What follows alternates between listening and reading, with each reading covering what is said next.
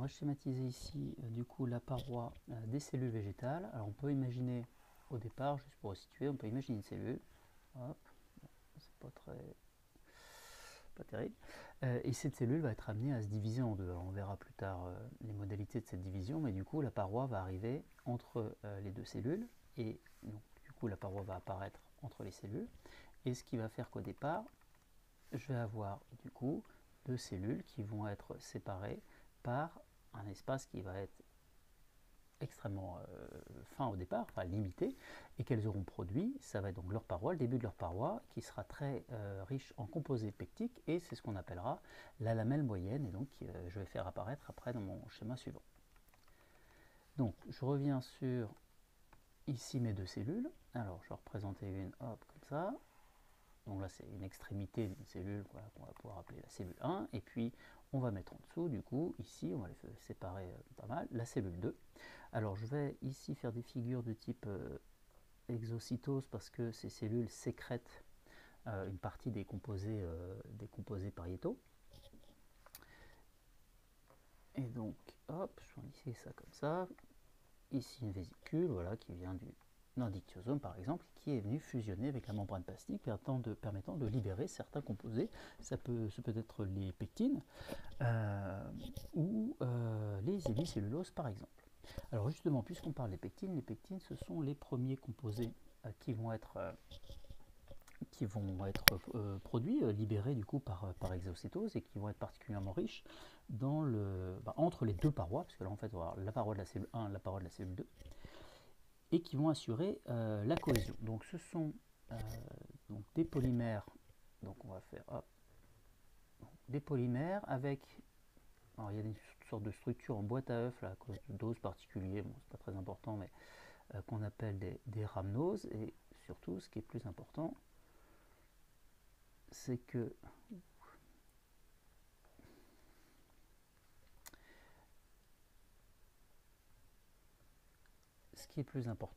les pectines vont pouvoir interagir entre elles, justement via ces structures en boîte à œufs, parce que ces structures,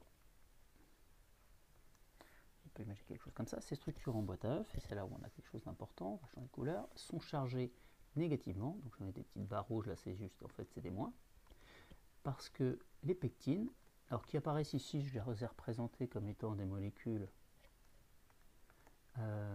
non ramifiées, en fait elles sont ramifiées, bon les ramifications, pas grand chose à dire dessus, donc je ne vais même pas les représenter, mais toujours est-il qu'il y a des zones comme ça qui sont chargées négativement, parce que du coup ces macromolécules glucidiques possèdent dans leur donc elles sont composées d'oses, mais aussi de dérivés d'oses, d'acide uronique, qui sont chargés négativement, donc où le CH2OH, donc le niveau du carbone 6, est oxydé en acide, donc avec le CO-COH, et donc potentiellement une charge négative qui va permettre du coup de capter, en tout cas de se lier par liaison du coup de type ionique à des ions, à des cations plus précisément, et notamment ici, donc ce que j'ai représenté là, c'est du calcium qui va venir ponter l'ensemble, et du coup ça va avoir ici un rôle de cohésion, d'accord, entre les deux parois, puisque les pectines de la cellule libérées par la cellule 1 interagissent avec les pectines de la cellule 2. Donc cohésion, et j'avais évoqué à un moment donné justement que dans les fruits mûrs, on peut avoir cette perte de cohésion par différents processus. L'acidification par exemple de la paroi, en transformant les CO- en COH, aussi entraîne cette perte au moins temporaire de la cohésion. Donc voilà, rôle de cohésion, mais aussi un rôle supplémentaire, c'est que toutes ces charges négatives et ces cations, donc les charges positives, vont être actives d'un point de vue osmotique, et donc l'eau va avoir tendance à être attirée par ce gel de pectine, hein, puisque vous voyez, on a tout ça comme ça qui est relié, et du coup ça va former, voilà, il va y avoir plein d'eau qui va être associée, liée à cela, un peu comme dans le cas des gags pour les matrices extracellulaires animales, et donc ça crée un environnement hydraté. Donc ça c'est important aussi, donc les pectines. vont créer cet environnement hydraté. Deux choses qui sont intéressantes là-dedans, c'est que ça va permettre éventuellement, par exemple, si je mets ici, bon, je ne vais même pas essayer de faire une forme qui ressemble à quelque chose, mais par exemple le saccharose, ben, il va pouvoir tranquillement diffuser dans tout cet environnement hydraté, puisqu'il y a de l'eau et qu'il est soluble de par les multiples liaisons OH dedans, et rentrer ensuite dans des cellules, bon, via des transporteurs que je ne figure pas ici. Donc il y a cet avantage-là aux pectines, la cohésion, et puis du coup on peut faire directement aussi apparaître autre chose, c'est le fait que toute cette eau qui va être liée aux pectines va entraîner une résistance du coup à la compression. Donc je vais pouvoir appliquer comme ça des forces compressives et mon tissu végétal, de par ces pectines, va pouvoir résister à ça. Résistance à la compression. Donc voilà, donc une fois qu'on a mis les pectines, on peut peut-être du coup commencer à mettre la cellulose. Alors du coup la cellulose, on va la mettre, on va la mettre en vert. Alors on peut peut-être avant directement figurer ici la cellulose synthase. Alors je fais juste un rond en réalité, c'est une rosette en 6 parties, qui va directement polymériser les glucoses, donc liaison β1,4, directement à la sortie. Et donc on va pouvoir indiquer, voilà ici, nos molécules de cellulose directement formées, donc polymérisées à la sortie. Donc la cellulose n'est pas, elle, sécrétée comme ça par exocytose. Et ça va nous former ainsi nos fibres de cellulose. Donc je vais peut-être reprendre ma couleur là, mettre CS pour cellulose synthase. Donc voilà. Ensuite, du coup, on va pouvoir mettre peut-être davantage de ces microfibrilles de cellulose. On peut en mettre ici une autre comme ça. Donc au départ, on va juste avoir une paroi pectocellulosique assez basique avec des fibres en réalité qui vont pouvoir être un peu dans différentes dimensions, orientations, et puis avoir quelque chose d'assez lâche. On parlera de paroi primaire, et puis ensuite on aura une paroi beaucoup plus épaisse avec des fibres de cellulose qui seront du coup, il y aura des couches orientées toutes dans le même sens, puis après une autre couche avec une orientation différente.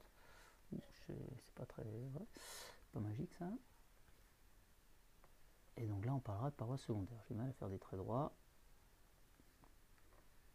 Oui, beaucoup de mal. Bon, c'est pas terrible, il faudrait faire mieux. Là, les fibres cellulose, c'est pas magique.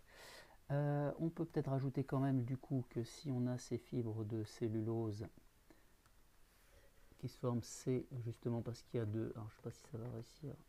Pour une couleur, il faudrait que je prenne une couleur un peu plus qui se voit un peu plus. Je fais plein de petits traits là pour indiquer les multiples liaisons hydrogène, alors là ce sera plus facile, mais comment je les écarter, qui sont présents ici entre mes molécules de cellulose. Sur le schéma que j'avais mis initialement, j'avais fait un zoom, donc là ce sera intéressant effectivement à un moment clac de faire un zoom et ici d'indiquer la structure bien montrée. On est sur du glucose lié en β1,4, le côté bien linéaire de la chaîne et les multiples liaisons hydrogène inter et intrachaîne, d'accord, qu'il faudrait faire, mais là je vais manquer de place pour le faire, et puis on va pas tout mettre. Donc la cellulose, ensuite on pourrait indiquer du coup la présence des hémicelluloses qui vont venir structurer un peu ma paroi. On est aussi sur du polymère de β1,4, mais comme on a des ramifications que je peux faire apparaître ici, eh bien elles vont pouvoir elles aussi réaliser de multiples liaisons hydrogènes, mais elles ne vont pas pouvoir former de fibres. Et donc elles vont notamment maintenir un peu les microfibrilles de cellulose à distance en quelque sorte les unes des autres, et participer à la structuration globale du coup de cette paroi. Bon, là je fais des ramifications.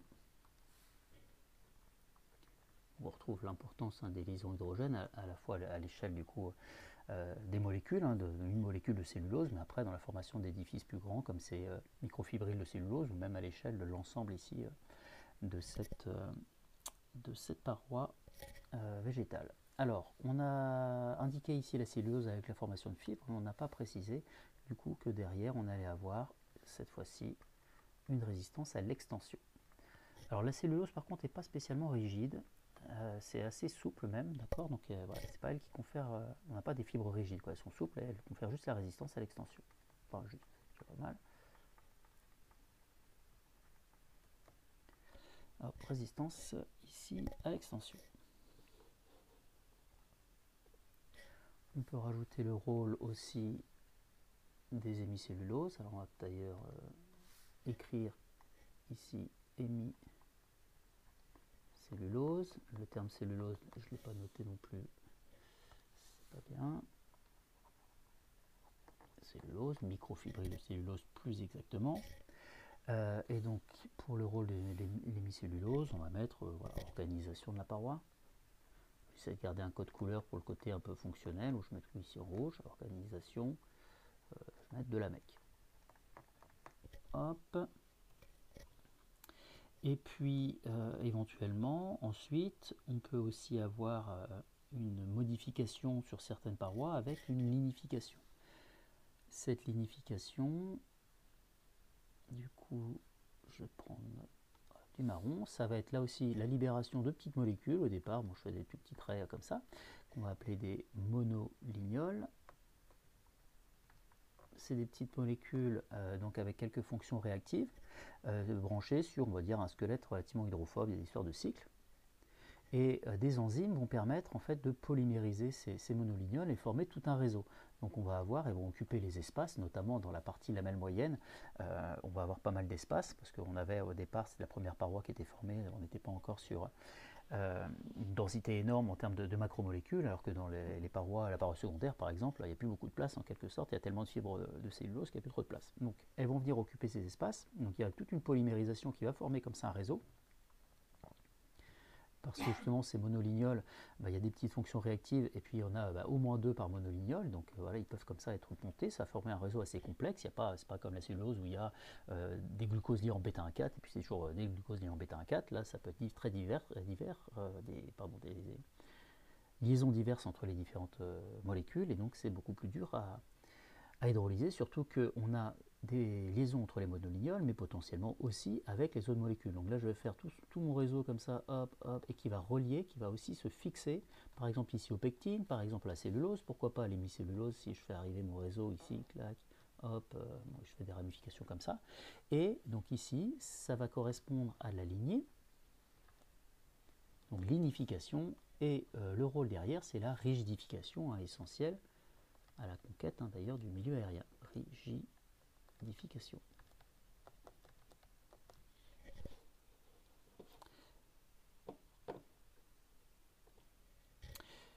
Donc voilà, bon, version peut-être un peu simple, pas extrêmement esthétique on va dire, mais où on voit en tout cas les principaux composants ici. Alors j'ai pas figuré les protéines, on pourrait rajouter des protéines voilà, qui peuvent intervenir, les extensines qui vont pouvoir d'ailleurs un rôle aussi après dans le côté extension de la paroi, justement le côté remodelage, donc tout dépend un peu après de ce qu'on veut essayer de faire ressortir.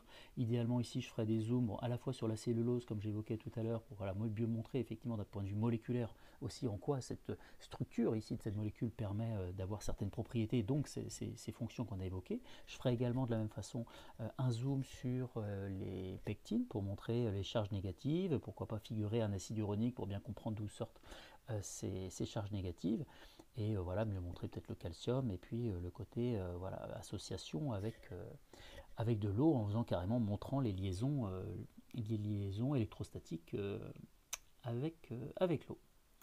Donc voilà.